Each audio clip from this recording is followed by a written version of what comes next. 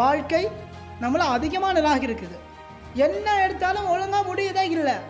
படிக்க எடுத்தாலும் அப்படித்தான் இருக்குது, ஓத எடுத்தாலும் அப்படித்தான் இருக்குது, சரியாக பண்ண முடியல. அந்த வாழ்க்கை உங்களை ஒரு நாள் உயர்த்தி வைக்க போகிறதுக்கான அர்த்தம். ஒரு நாளைக்கு உயர்ந்து நிற்பீங்க.